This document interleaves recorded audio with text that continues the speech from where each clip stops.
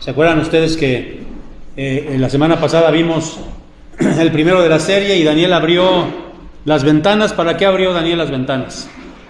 Para no encerrarse, ¿verdad? Para no encerrarse, para no estarse lamentando ni estarse lamiendo las heridas. Y ya vimos, ¿no?, todo eso que significaba abrirnos de corazón a Dios y a las personas para buscar ayuda, no quedarnos encerrados. Y hoy veremos, hermanos, que Daniel abrió las ventanas. ¿Por qué dice ahí? Vimos que van a ser tres predicaciones de esta serie. En esta ocasión vamos a ver que abrió las ventanas por valentía. Vamos a darle uno más acá y ustedes ¿recuerdan por qué le puse Windows a esta serie? ¿Se acuerdan, verdad, que les dije que Windows pues, es un sistema operativo que trabaja precisamente con ventanas, ¿no? Y antes los sistemas operativos no trabajaban así, tenías que cerrar un programa y abrir el otro, ¿no?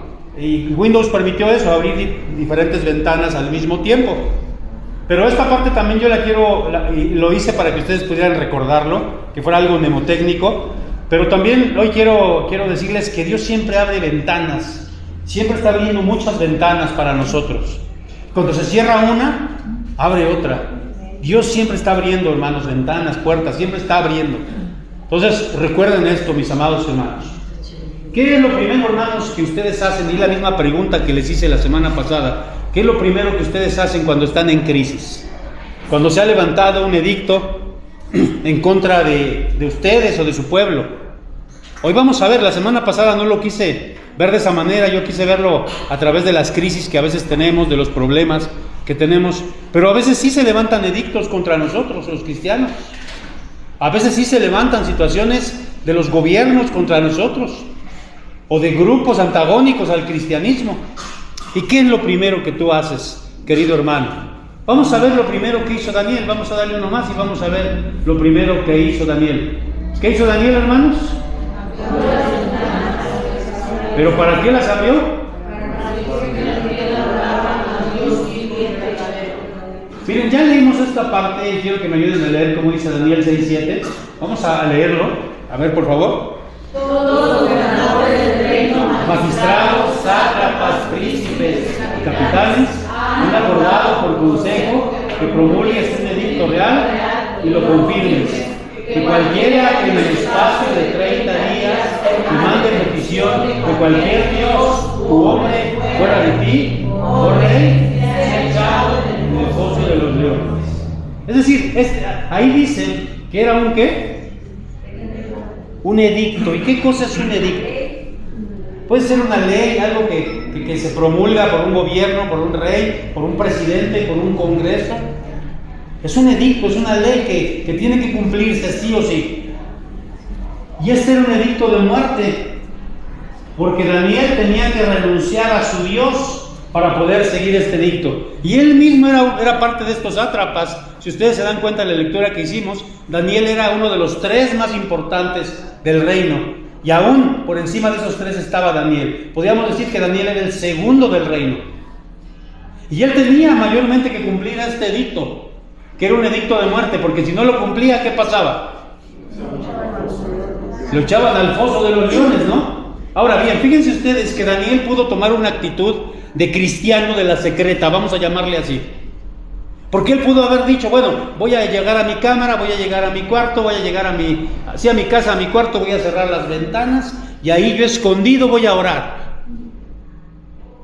Como muchos le hacen, ¿no? Como muchos cristianos se adaptan a veces a situaciones. Bueno, pues que no sepan en la escuela que soy cristiano, pues total, yo soy cristiano. Que nadie sepa que yo soy cristiano. Eso es ser cristiano de la secreta. Que nadie alrededor tuyo sepa que tú eres cristiano. Pero Daniel no hizo eso. Daniel pudo haber hecho esto sin que nadie lo viera. Pero ¿qué fue lo que hizo Daniel? Y vamos a ver aquí, dale uno más, vamos a ver lo que hizo Daniel. Abrió Windows. Grábenselo, yo lo hice de una manera mnemotécnica. Siempre que ustedes se acuerden, abriendo Windows, acuérdense de este pasaje, Daniel 6:10. ¿Qué dice Daniel 6:10? Vamos a darle uno más. Y aquí está, miren, vamos a leerlo. ¿Qué hizo Daniel? Cuando Daniel supo que el edicto había sido firmado, entró en su casa y abiertas las ventanas de su cámara, se arrodillaba 3 veces al día y oraba y daba gracias delante de su Dios, como lo solía hacer antes. Fíjense en esto, como lo solía hacer antes. ¿Qué quiere decir esto? Que él tenía toda una disciplina y que él ya hacía esto, siempre hacía esto. No por cuestión del edicto, no por cuestión de que le había venido lo malo, porque hay cristianos que cuando les viene lo malo, entonces sí acuden a Dios. Hay gente que cuando les vienen situaciones difíciles, entonces sí se acuerdan de Dios. No, Daniel hacía esto siempre. Era parte de su vida. Él llegaba a su casa, abría las ventanas y oraba hacia Jerusalén. Siempre hacía eso. Ahí lo dice muy claro, como lo solía hacer, siempre. O sea, él era un cristiano de una sola pieza, siempre oraba, siempre estaba en esa situación, él tenía una disciplina, y aquí no iba a ser la excepción. Entonces él sabía del edicto, él se pudo haber encerrado, como muchos cristianos se encierran, pero él abrió las ventanas, no por esa situación, sino porque siempre lo hacía. ¿Sí me explico? Entonces nosotros siempre tenemos que orar, siempre tenemos que abrir nuestras ventanas, no solamente cuando nos vengan las situaciones de crisis, pero así respondió él, a esta crisis así respondió él, abriendo las ventanas y orando 3 veces al día, como lo solía hacer, arrodillándose delante de su Dios, como lo solía hacer. Vamos pues a darle uno más, y miren hermanos, vamos a hablar aquí de las persecuciones, porque esto se llama persecución. Cuando alguien persigue a un cristiano o al pueblo de Dios, se le llama así, persecución. ¿Quiénes se juntaron para conspirar contra Daniel? Y va a haber gente, hermanos, que se van a juntar para conspirar contra nosotros. Aquí podemos hablar nada más de las puras persecuciones que hubo en los 4 primeros siglos del cristianismo. Por varios años he sido maestro de historia de la iglesia, en algunos años ya para acá, como 3, 4 para acá no he dado historia de la iglesia, pero por muchos años la di. Es una materia que me apasiona porque podemos ver todas estas cosas. Miren, esta imagen que vemos aquí, ¿qué ven ustedes aquí? Este era un pozo de los leones también, aunque no estaba así. El Coliseo romano estaba diseñado de tal manera que se abrían aquí unas puertitas que ustedes ven y salían los leones. O otros tipos de animales, a veces incluso llevaban rinocerontes, a veces elefantes, o panteras, o jaguares, para que, fíjense quiénes eran a los que iban al circo romano. Eran los cristianos, hermanos. Y todos estos emperadores los castigaron de diferentes maneras. Unos iban al circo romano, otros les sacaban los ojos, a otros les quebraban los huesos, a otros mataban a sus familiares. Y todos esos cristianos, sin romantizarlos, nunca negaron a Cristo. Siempre abrieron las ventanas con valentía, como lo hizo Daniel. Y siguieron siendo cristianos en un imperio que les decía, ustedes no pueden ser cristianos. Porque había edictos, por ejemplo, varios de estos emperadores, Trajano, Diocleciano, Vespasiano, Adriano, Nerón incluso, todos estos emperadores, mis queridos hermanos, querían que se les adorase a ellos, al sol invicto, que adoraran al sol, pero que de alguna manera estaba asociado con el emperador. Y quien no adorara al emperador, pues iba al circo romano. Miren, fueron tan crueles los romanos. Yo no sé, yo me acuerdo que una vez que di una clase acerca de esto, yo no sabía, lo sé apenas hace unos años, que el circo romano también, o el coliseo romano, también se convertía como en una gran alberca, como en un gran lago.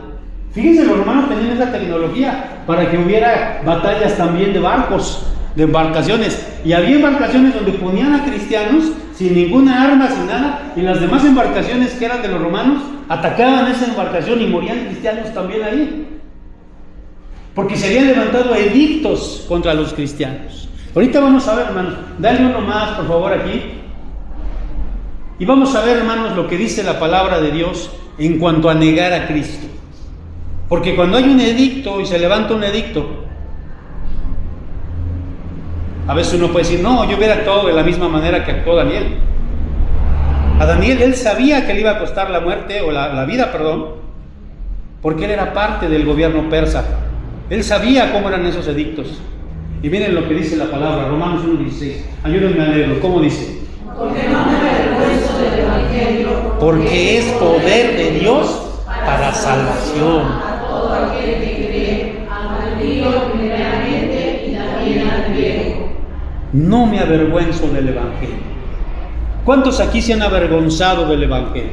Y avergonzarse del Evangelio no quiere decir nada más que no prediques, que eso es una parte muy importante. Cuando no predicas te estás avergonzando del Evangelio. O no quiere decir que alguien te dijo, oye, tú eres cristiano, y le dijiste que no. No tiene que darse de esa manera. A veces simplemente estando en la escuela y cuando están criticando al cristianismo y tú no te levantas para defenderlo, tú estás negando el Evangelio, estás negando a Cristo. A veces ahí pienso yo en los que trabajan en oficinas o trabajan en escuelas o tienen compañeros paganos, cuando están ahí juntándose y diciendo a veces pensamientos contrarios a la palabra de Dios.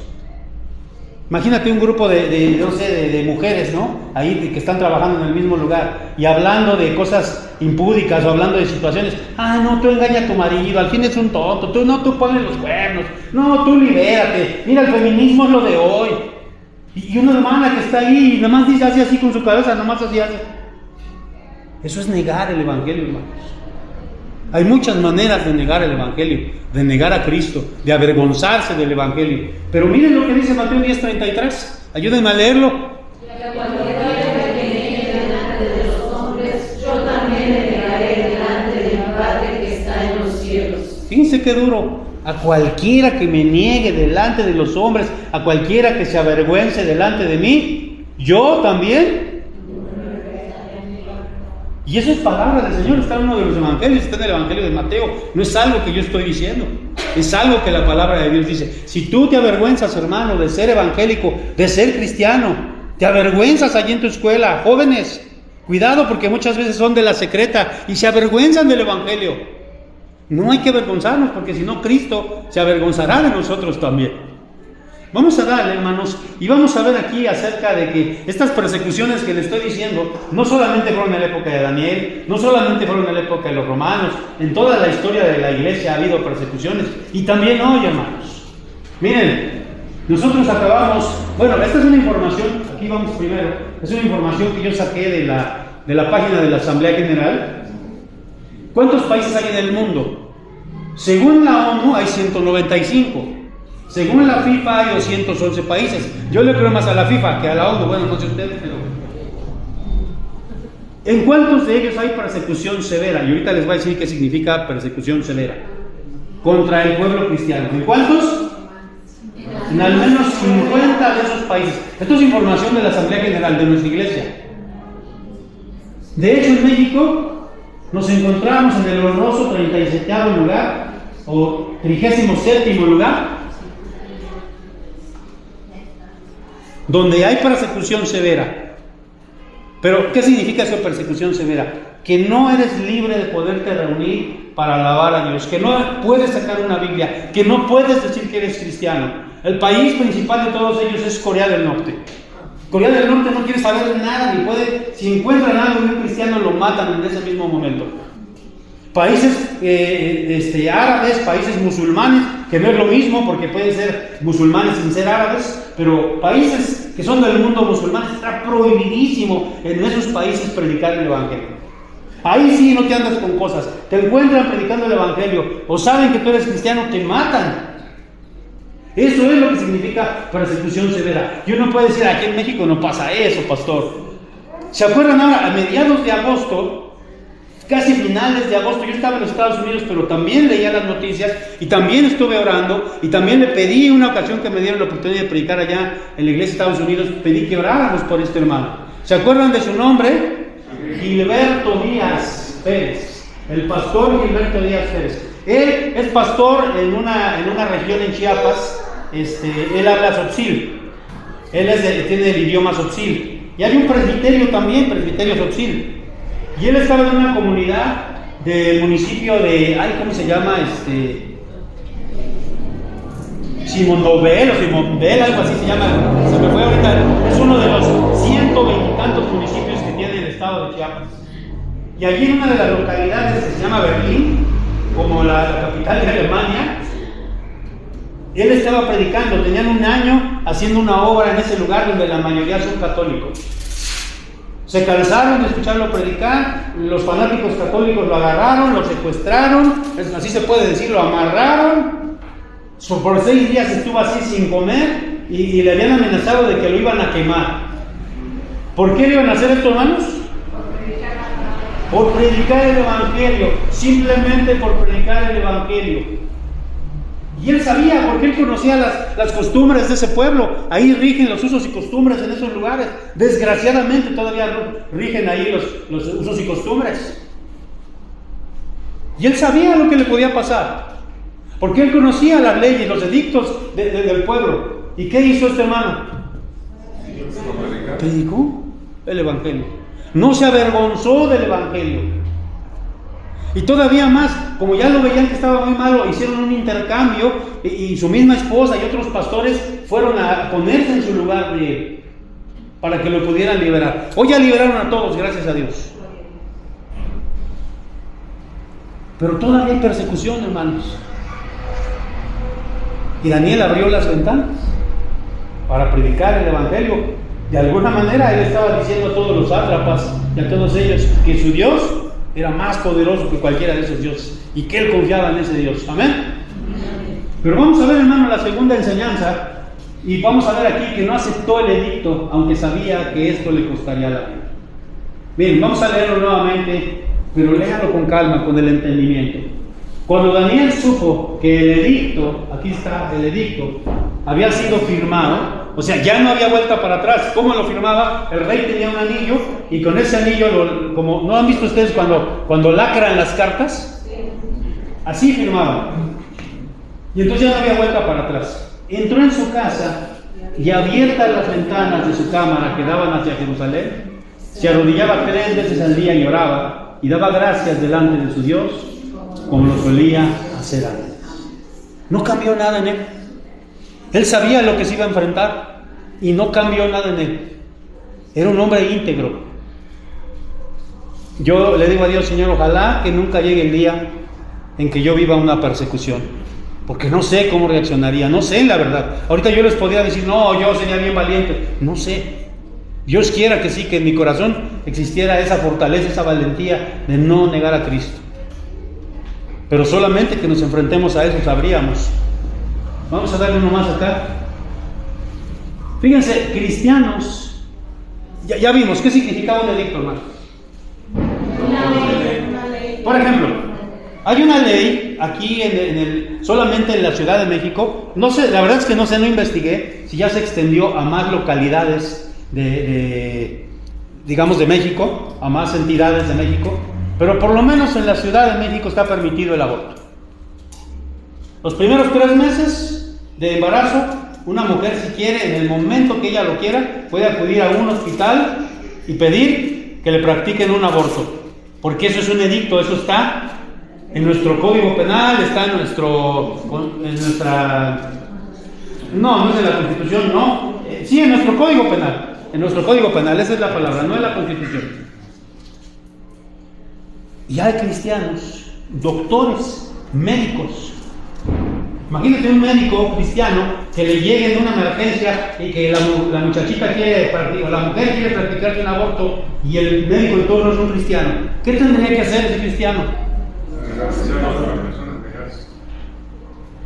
Yo no sé si todos se niegan, porque hay cristianos que se adaptan a las políticas, a los edictos. Yo les he platicado en otras ocasiones. Fíjense lo que pasaba en Alemania en la época de Hitler, estamos hablando del año 1934 al 45 más o menos, en esa época que floreció el nazismo. Y yo no lo podía creer, pero hubo cristianos, porque ustedes saben que Alemania es cristiana, son luteranos. De ahí nació el Evangelio, de ahí surgió nuevamente el Evangelio para el mundo, ¿no? Con Lutero en Alemania.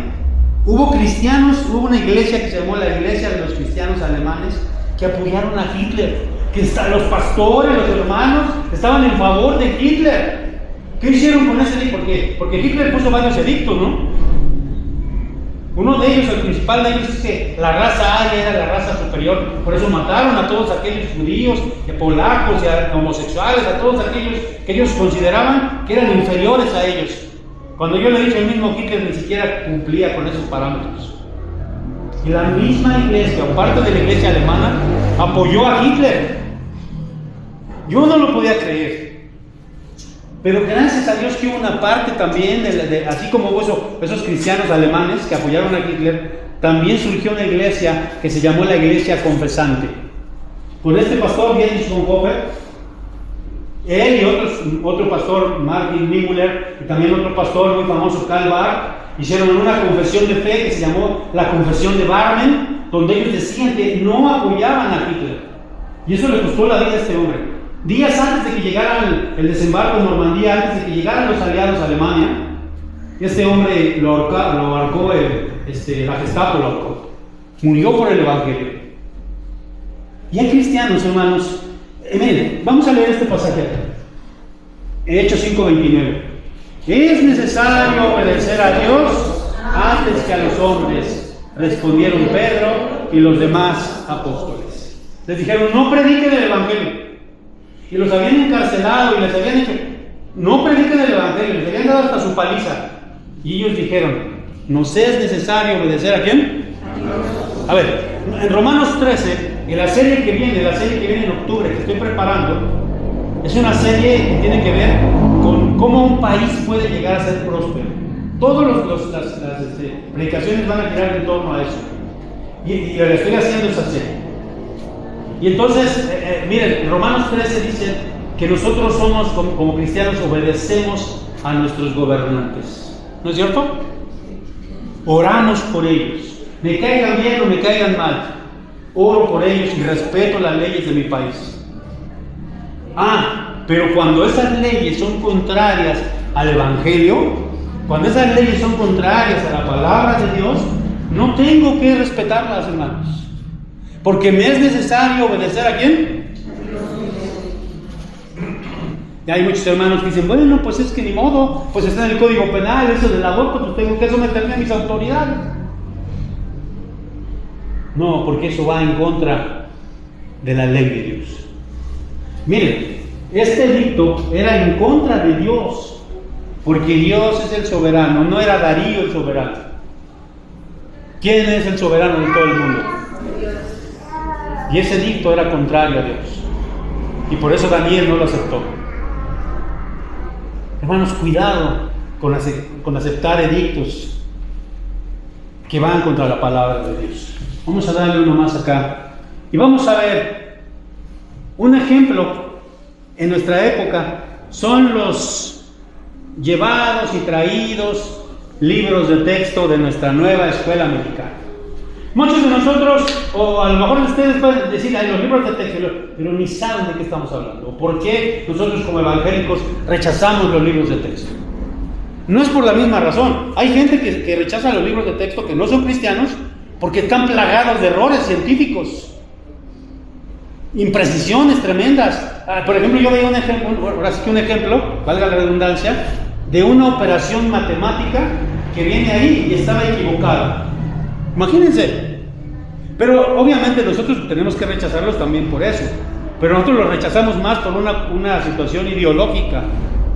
Miren, los nuevos libros de la SED presentan nuevos modelos familiares como este. Les hacen ver a nuestros hijos que tener dos mamás es normal. O tener dos papás es normal, porque eso viene en los libros de texto. O simplemente la ideología de género, que ustedes saben acá, ¿no? Miren, es bien chistoso esto, ¿no? Cómo van poniendo aquí a los niños el género que ellos quieren, o el género que, no importa, tú escoge tu género. Esa es la ideología de género. Y en esos libros está plagado todo eso. Y por años hemos batallado nosotros los cristianos con que de verdad los libros de texto o la educación en México sea laica verdaderamente. Pero vemos que en muchas partes los libros de texto no son laicos. A mí me tocó, mis hijas fueron a la primaria también. Y me tocó hacer tareas con ellas y verlos. Hablaban de las brujas, de los muertos. Todo eso no es inocuo. Todo eso tiene ideologías. Entonces nosotros no tenemos que aprobar estos libros de texto. Ahora, bueno, si a chaleco los van a meter, pues tú estás en la libertad de decir, mis hijos no van a llevar esos libros. Estás en la libertad de incluso decir, mis hijos, aunque los llevaran, yo voy a hablar con ellos y voy a educarlos de cerca para que no crean estas patrañas. Porque no debemos amoldarnos a las ideologías, a los edictos. Amén. Entonces esto en parte también es una persecución. Y esos cristianos tan intolerantes, son bien intolerantes.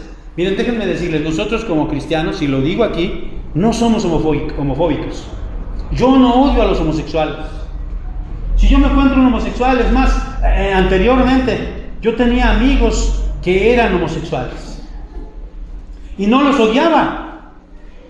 No apruebo lo que están haciendo, pero no por eso voy a salir y golpearlos o maltratarlos.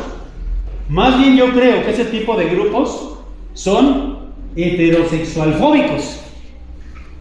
¿Sí me explico? Ellos son más intolerantes. Pero bueno, hermanos, vamos a darle uno más acá. Y vamos a ver, hermanos, que tenemos que tener cuidado. ¿Con qué dice ahí? No sea que nos veamos apoyando cosas contrarias a la. Y aquí solamente, yo quise poner solamente dos polos, el socialismo, capitalismo. Y bueno, cada quien es libre de creer lo que quiera y tener la postura que quiera, siempre y cuando nosotros lo que creemos políticamente o la filosofía política que adoptemos no sea contraria al Evangelio. Yo les puedo decir algo, hermanos, por lo menos yo como pastor, no tengo ninguna opción. Yo he visto, pues este partido que es un poquito de color azul, pues pues sí, son conservadores, son pro vida, pero están a favor de la iglesia mayoritaria, son guadalupanos. Y ya no voy a hablar más, pero también tú sabes, ¿no? ¿Quiénes son los partidos que han generado en la Cámara de Diputados y Senadores? ¿Quiénes han generado estas leyes a favor de los homosexuales? ¿Quiénes han generado estas leyes del aborto y todo esto? Tú lo sabes.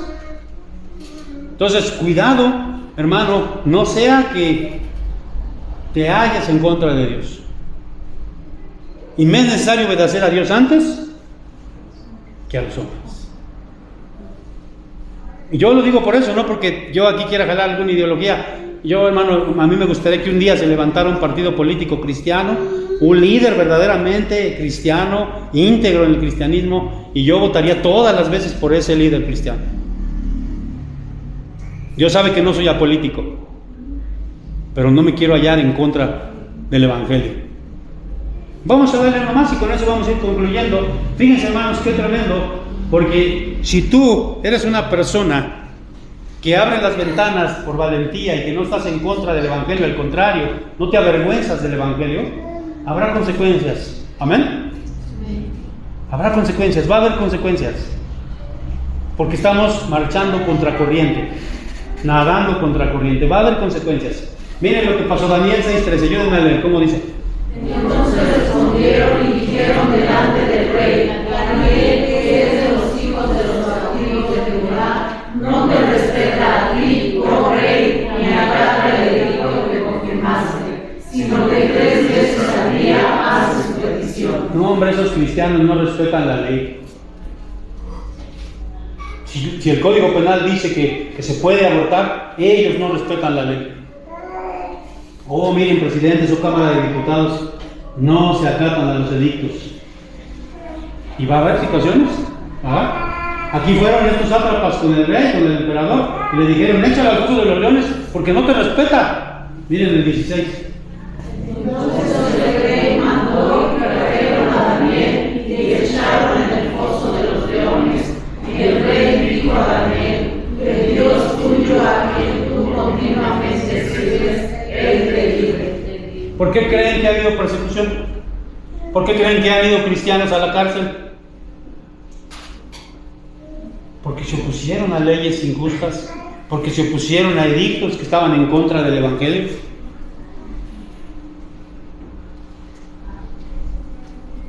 Pero yo quiero pedirles, y para terminar, que abran sus Biblias en Daniel 6, 22 al 23, o si nos lo pueden poner aquí sería bueno también. Daniel 6, 22 al 23, y con eso y algunos comentarios de esos versículos vamos a terminar.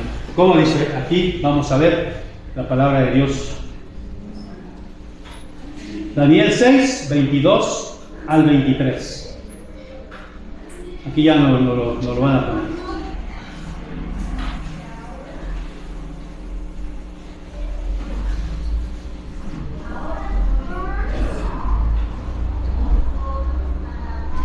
Ahí está. Cuando al otro día, dice la palabra, leímos, el rey fue a ver si Daniel estaba vivo y le dijo: Daniel, ¿tu Dios te pudo librar? ¿Qué respondió Daniel en el versículo 22? Mi Dios envió su ángel, el cual cerró la boca de los leones para que no me hiciesen daño, porque ante él fui hallado inocente, y aún delante de ti, oh rey, yo no he hecho nada malo. 23. Entonces se Alegró alegró el rey en gran manera a causa de él, y mandó sacar a Daniel del pozo. Y fue Daniel sacado del pozo, y ninguna lesión salió en él, porque había confiado en su Dios. Ninguna lesión se halló en él. ¿Por qué qué? Había confiado en Dios. Confiemos en Dios, hermanos. Abramos nuestras ventanas, seamos valientes, prediquemos el Evangelio, no neguemos a nuestro Dios. Ya vimos, no solamente no predicando, o no solamente, a lo mejor no nos ha tocado que alguien te diga: oye, ¿tú eres cristiano? A lo mejor sí, no sé, pero acuérdate, hasta con tus acciones, cuando tú permites que varios cuenten delante de ti, cuenten un chiste y se burlen delante de Dios, tú estás negando el Evangelio. Cuando adoptas ideologías que son contrarias a la palabra de Dios, ya sea políticas, pero también en tu vida diaria, hermanas, aguas con ese feminismo, hermanos, aguas con ese machismo, porque son ideologías que son contrarias a la palabra de Dios. Y yo sé que es bien difícil porque estamos todos los días batallando, nos enfrentamos todos los días y a veces casi parecería que vamos a claudicar. Pero que el Señor nos ayude. Confíen en Dios. Si confían en Dios, yo les aseguro que saldremos ilesos, como nuestro hermano Gilberto. Y aún si no, porque hay muchos cristianos que fueron a la muerte o fueron torturados y murieron, aún ellos fueron librados por Dios.